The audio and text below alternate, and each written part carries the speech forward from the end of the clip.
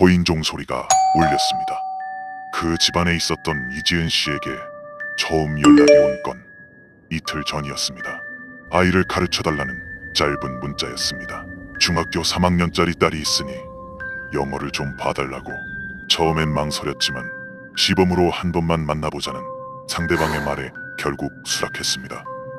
이지은 씨는 과외 앱에 올려둔 자신의 프로필을 보고 연락이 왔으려니 생각했습니다. 그냥 흔한 일이었기에 문을 열어주었지요. 현관 앞에 서 있는 건 교복을 입은 10대처럼 보이는 여학생이었습니다. 학부모가 올 것이라 생각했는데 딸을 직접 보낸 모양이라 여겼겠죠. 그 학생은 살며시 웃었습니다. 안녕하세요, 선생님. 그 웃음 뒤에 무엇이 숨겨져 있는지 이지은 씨는 끝까지 알지 못했습니다. 그 교복 안에는 흉기가 있었습니다. 그리고 그 방문자는 중학생이 아닌 23살이었습니다. 도대체 어떻게 이런 일이 가능했을까요? 이름을 들어두십시오. 공무원 시험을 준비하던 평범한 20대였습니다. 조용하다는 이웃들의 평, 특별할 것 없는 얼굴. 그러나 그 사람의 공책에는 아무도 예상하지 못한 한 줄이 적혀 있었습니다. 오늘의 선악록 주인공은 이유 없이 사람을 죽이겠다고 계획한 살인마 정유점입니다. 1999년 정유정은 부산에서 태어났습니다. 어릴 적부터 부모와 함께 살지 못했습니다. 부모와 떨어져 조부모의 손에서 자랐고 가까운 친구가 있다는 이야기도 들리지 않았습니다. 동네에서 가끔 마주치는 이웃들은 하나같이 같은 말을 했습니다. 조용한 애였다고 아는 척 한 번 안 하더라고. 고등학교를 졸업하고 대학에 진학하지 않았습니다. 그렇다고 취업 전선에 뛰어든 것도 아니었습니다. 그녀는 집안에 머물렀습니다. 3년, 4년, 5년 시간은 흘렀고 세상은 앞으로 나아갔지만 정유정은 그 자리에 남아 있었습니다. 어느 시점부터 공무원 시험을 준비하기 시작했습니다. 필기 공부는 했습니다. 하지만 면접까지 이어지지는 못했습니다. 조사 과정에서 정유정은 경찰에게 이렇게 말했습니다. 영어가 중학생 수준이라 취직이 안 돼요. 말하는 목소리에 감정은 없었습니다.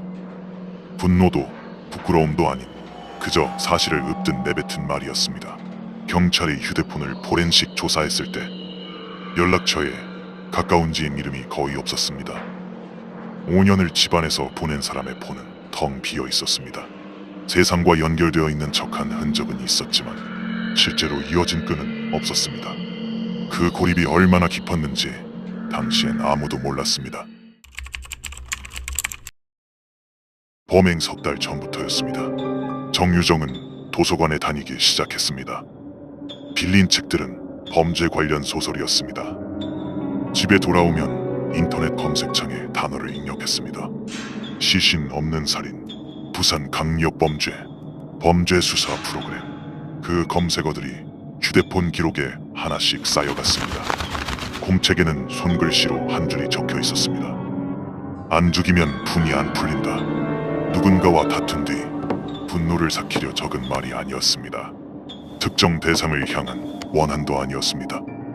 그건 처음부터 살인 자체를 목표로 세운 사람의 메모였습니다. 먼저 2번의 실패가 있었습니다. 중고 거래 앱 채팅으로 접근한 20대 여성을 산책로로 유인하려 했지만 주변에 행인이 너무 많았습니다. 10대 남성에게 접근을 시도했지만 그는 약속 장소에 나타나지 않았습니다. 정유정은 포기하지 않았고 다음 대상을 찾기 시작했습니다. 이번엔 과외 앱이었습니다. 대학교 재학 중인 영어 과외 교사들의 프로필이 줄지어 올라와 있었습니다. 정유정은 그 목록을 천천히 살폈습니다. 2023년 5월 24일 한 프로필에서 멈췄습니다. 이름은 이지은, 23살, 명문대 재학 중인 영어 과외 교사였습니다. 후기가 빼곡했습니다. 아이들을 잘 챙겨준다고, 설명이 친절하다고, 평범하고 성실한 20대의 일상이 그 프로필 안에 담겨 있었습니다. 중학생 딸을 둔 학부모인 척 메시지를 보냈습니다.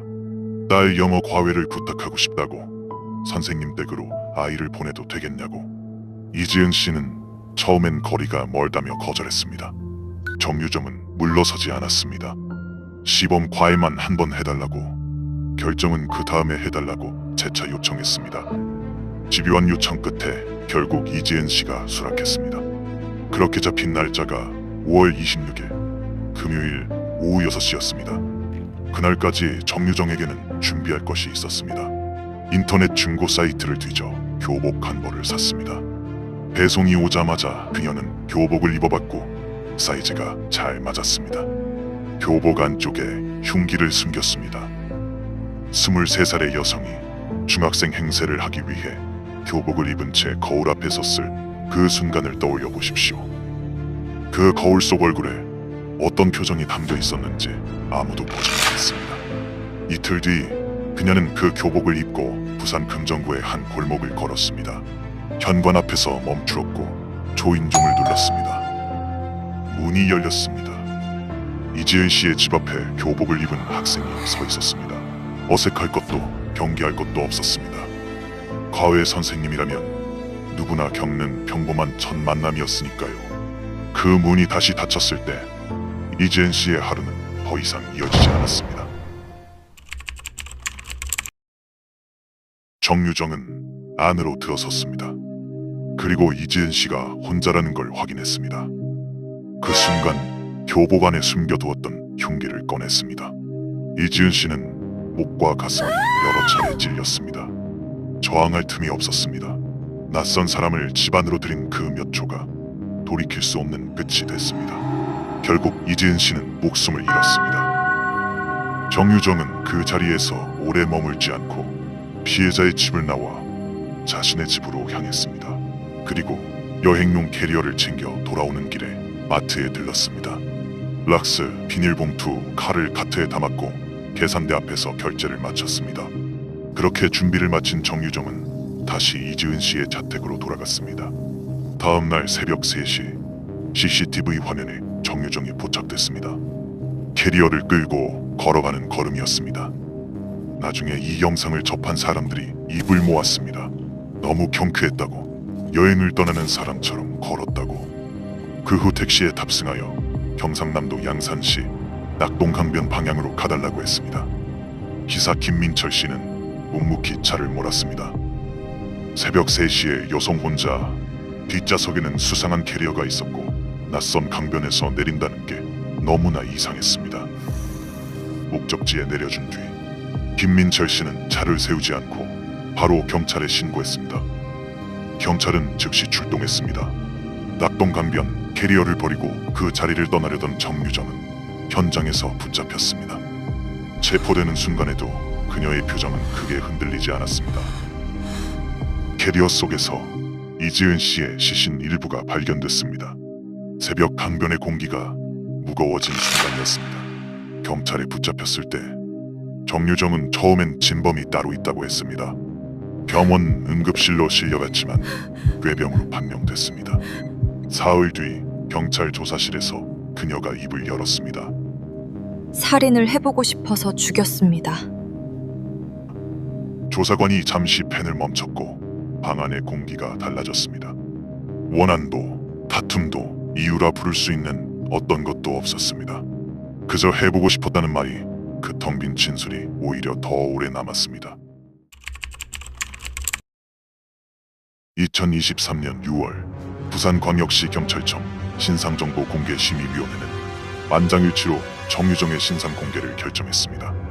부산에서 강력범 신상이 공개된 것은 약 8년 만이었습니다. 그녀의 이름과 나이, 얼굴이 세상에 드러났습니다. 포토라인 앞에 선 정유정은 고개를 숙였습니다. 마이크가 가까워지자 짧게 말했습니다. 피해자와 유가족분들께 정말 죄송합니다. 제정신이 아니었던 것 같습니다. 그 말을 들은 이지은 씨의 유족은 아무 말도 하지 않았습니다. 할 수 있는 말이 없었습니다. 재판이 시작됐습니다. 검찰은 사형을 구형했습니다. 정유정은 법정에서 전체적으로 잘못을 인정한다고 했습니다. 그러나 피해자가 언제 숨졌는지는 술에 취해 기억이 나지 않는다고 했습니다. 또 다른 진술에선 이렇게 말했습니다. 같이 죽을 사람이 환생하는 필요했다고, 줄 알았습니다. 죽으면 환생하는 줄 알았다고 1심 재판부는 무기징역을 선고했습니다. 항소심도 같은 결론이었습니다.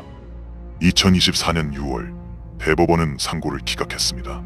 무기징역, 위치 추적, 전자장치, 30년 부착. 형은 그렇게 확정됐습니다.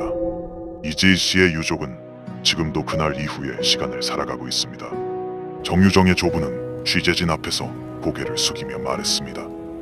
내가 손녀를 잘못 키운 죄로 유족들한테 100배 사죄하고 싶습니다. 그 말이 떨어진 뒤 카메라 앞은 한동안 조용했습니다.